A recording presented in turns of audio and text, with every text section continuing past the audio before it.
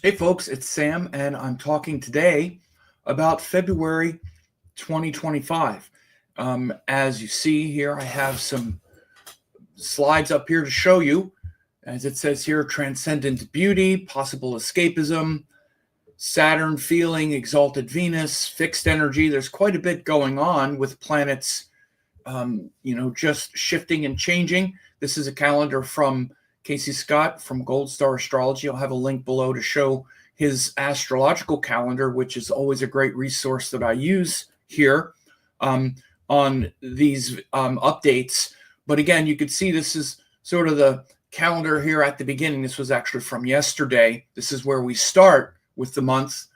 Sun, Mercury here in Capricorn. Venus just went into Pisces. It's close to Rahu. You see Jupiter and Jupiter and Mars are retrograde. They're going to station direct. And again, I'm going to talk about those things here in this video. Just to say, if you like this stuff, please do subscribe to the channel, get notified of upcoming, videos as well. And, leave a favorable comment, to also support and let me know that you enjoyed the video, right? That definitely helps, and we'll just dive in here. So as you see, this is the chart of the beginning of the month, and as it says, this kind of Saturn feeling with exalted Venus joined Rahu here at the beginning of the month. And of course, we also have the moon's transits. The moon goes through, obviously the moon goes around the zodiac the whole month. And I track that all the time in my forecasts. As you see, these are member forecasts that people get. I just did the forecast yesterday for this week ahead, all members, and then also the Vedic forecast at different membership levels. That's always there. You can click the join button below and get these different membership levels. As the moon goes around and hits these different planets throughout the month, we have, a different emphasis. And by the way, I also do a full member forecast. The Examiner members get the full February forecast in detail, a deep dive into each day, and also the full moon and new moon for your sign. So again, that's just there as well. But as you see, starting this month, when I say Saturn feeling, is because we have this Sun, Mercury is still in Capricorn, and then the Sun goes into Aquarius, which is also ruled by Saturn. Mercury is then also going to go into Aquarius. So this is just an overview. Then I'm going to go back and hit some of these dates. Excuse me. But then also, again, Venus just moved into Pisces. Venus is exalted in Pisces, which brings that transcendent beauty, but also possible escapism, right? And that, that sort of possible escapism is when Venus gets elevated just sort of beyond the worldly quality, we can get into this escapist tendency of Pisces. And especially with Rahu also there, these kind of maybe sort of soulmate fantasy projection kind of energies are there. The other thing I didn't mention is the exchange between Venus and Jupiter. Sorry, I've done a lot of updates on that lately. And so Venus and Jupiter are also in this exchange where they're feeding into this kind of elevated Venus energy, especially where we're trying to find that transcendent beauty, love, and wisdom for everyone and in everyone and everything. But it also makes us just sort of check out and tune out and want to kind of escape from the ugliness, right? But so again, there's a lot of this summed up in this transcendent beauty. Possible escapism comes from those attributes. Down here, it says the Saturn feeling with all these planets, because even after the Sun moves out of Capricorn, it then moves into Aquarius, where it's joined Saturn. So these next couple months, February and March, are going to have a lot of this heavy Saturn energy, right? The last month had a lot of Jupiter Sagittarius energy with the new moons and whatnot, but we're in for a couple of months of a lot of Saturn themes, as Mercury is either in Saturn or mostly in Saturn ruled signs, and also the Sun. And then Jupiter, Mars, they've been retrograde. They're going to what's called station, which means it's called stationary direct. They've been going retrograde. They basically stop in the sky and then stop going retrograde, but they just sort of stop. It's actually called a station. And so those planets are also going to be, that energy is going to be very potent as well. So when you have this calendar, and again, very thankful that Casey Scott makes these calendars. You can check out his offer there, and again, I'll have a link to it. But you can see here, February 1st, the Venus-Rahu conjunction started February 1st. And so again, that starts, it's actually about a 5-month transit because Venus is going to be in Pisces for about 5 months. So in many ways, that's quite good. And it's going to be exchanging with Jupiter pretty much the whole time until the middle of May.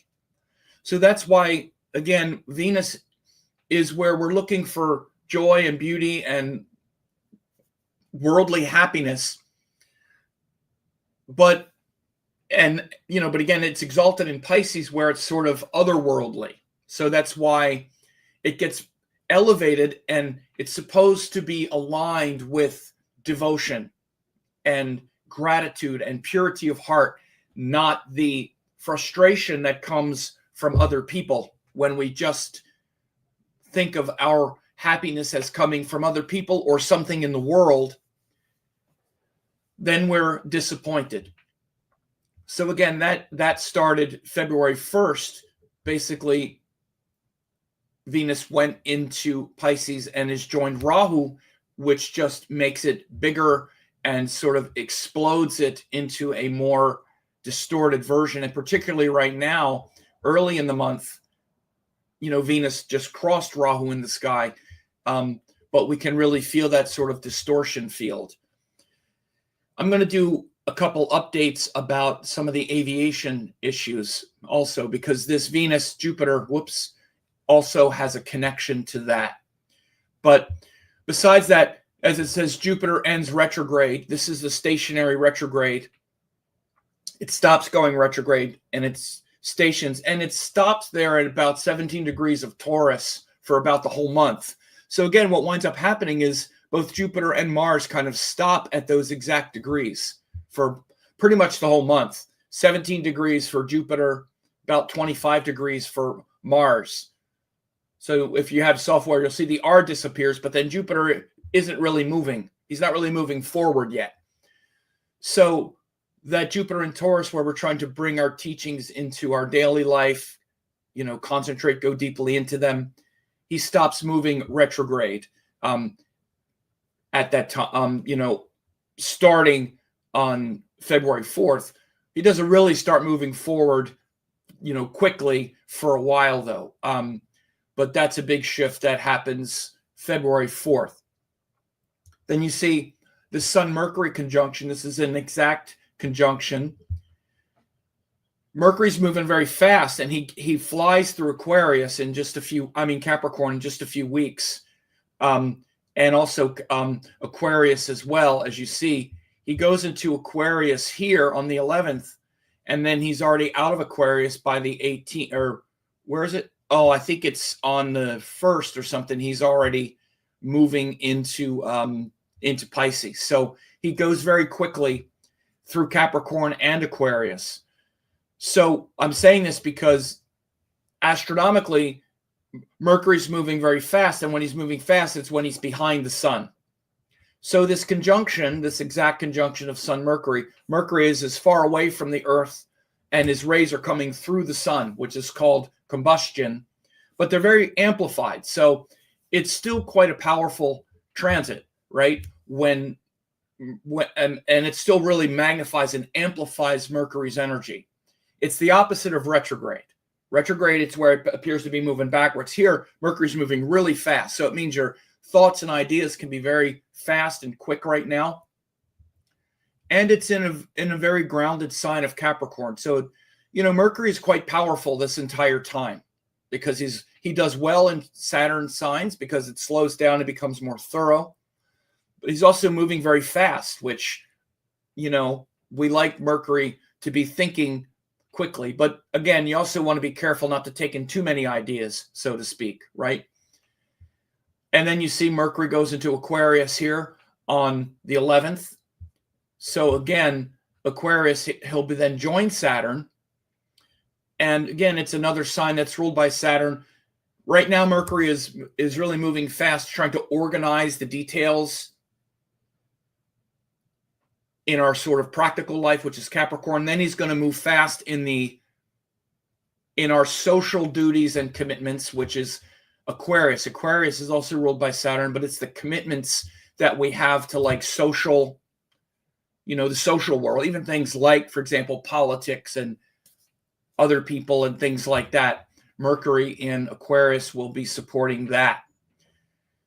Then you see here on Wednesday, 12th, we have the full moon in Cancer in Aslesha Nakshatra.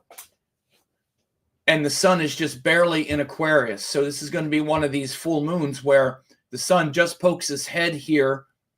Or, you know, the sun goes into Aquarius that day, but the full moon is going to be in Aslesha at the very last degrees. So this is a very tenuous full moon with the moon changing signs in what's called Gandanta.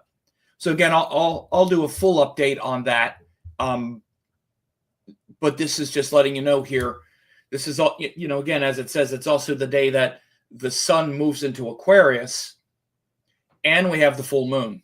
So a lot of transitions on February 12th, which again, that's just in a little more than a week. And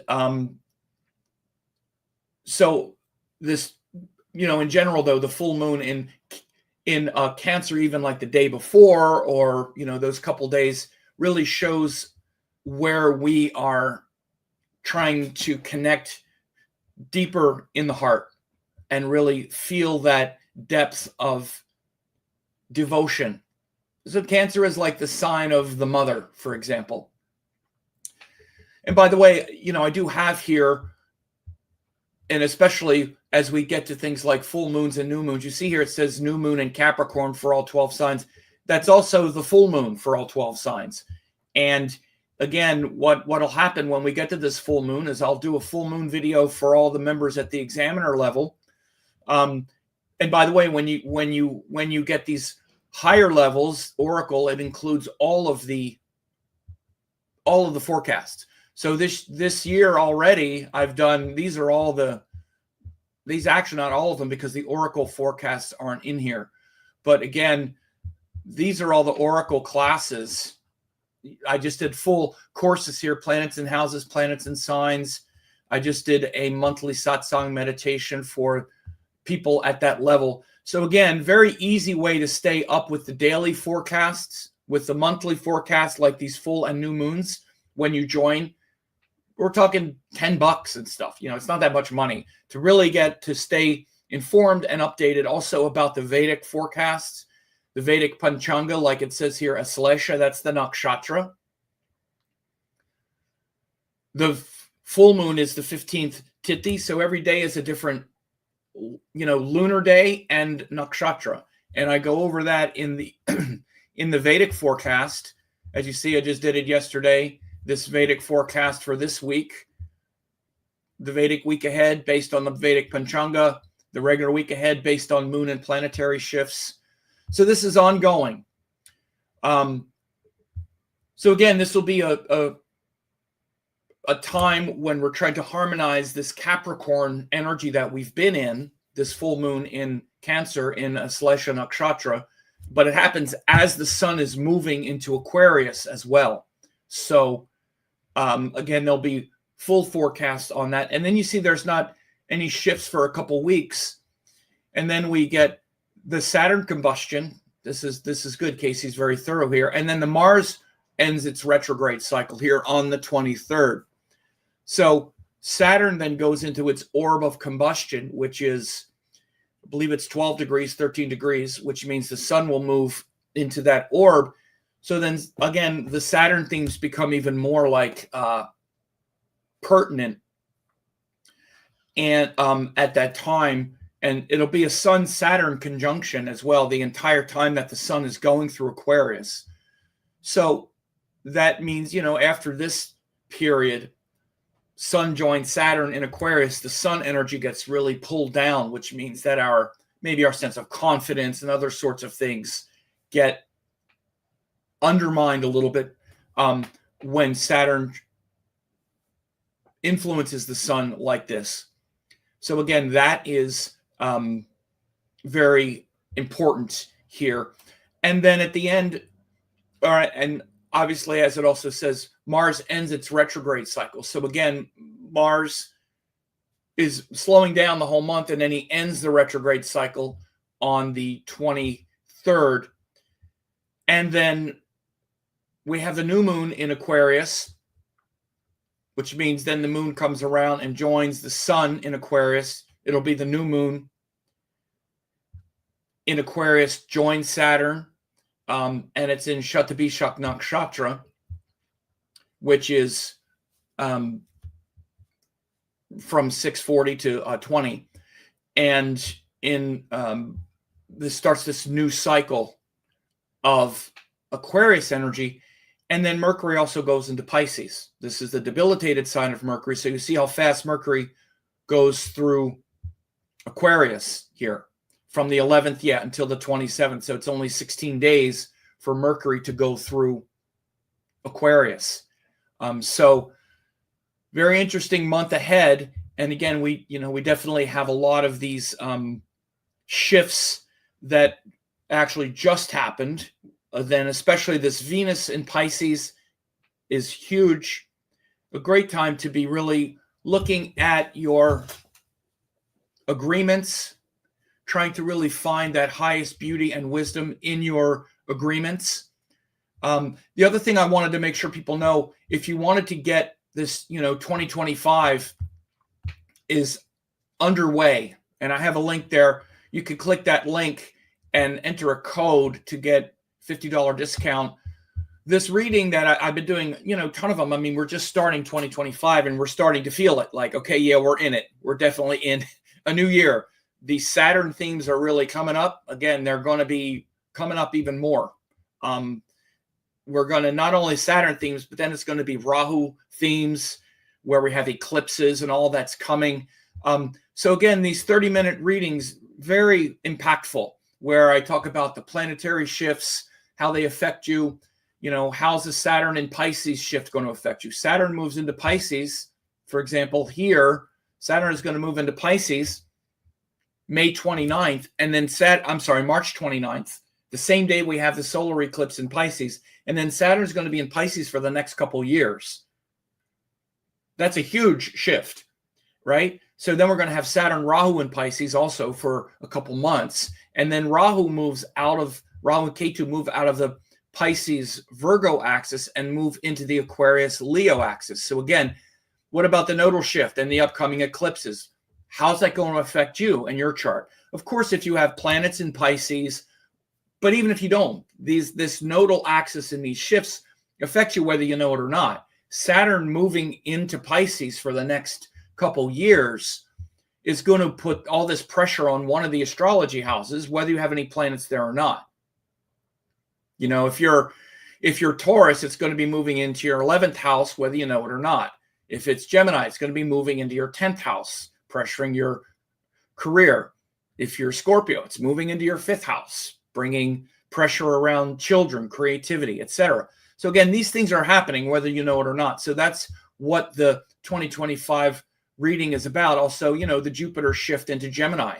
Jupiter has been here since April of 2024. He's going to go in from May 15th, 2025 until the next year. Jupiter's going to go into Pisces. Again, maybe you're like, well, I don't have any Pisces in my chart. Not Pisces, Gemini. I don't have any Gemini in my chart. Sometimes people say this. We all have it. It's going to fall in one of the houses. It's also going to be aspecting that we're not immune from any of this. This is happening to all of us. It's just a matter of whether we know it or not. So again, you can click that page and get update and see if it works for you. Again, I just thought I'd let people know these are very popular, particularly at this time of the year. And we're really just kind of getting started. And I would say even to some extent, we're sort of really getting into it now. The first month or so, again, I even talked about it. It's like it's a kind of Sagittarius beginning to the year. We've felt, have you noticed the last couple of weeks? Things have suddenly gotten really serious very quickly, right? And so again, if this might work for you, then go ahead and check that out as well. But either way, and again, also a lot of people, 70, 80 people are members now. Again, tons of classes and things that you get when you become an Oracle 5D member. You get all these classes here. This is at the full level, all those classes and all of these updates. But again, if you just want to keep watching the free videos, that's fine as well. I hope this was helpful to you. You know, we're going to have a powerful month ahead, and I hope this was helpful for you to hear it. Thanks for watching. Don't forget to like, comment, share, and subscribe to the channel.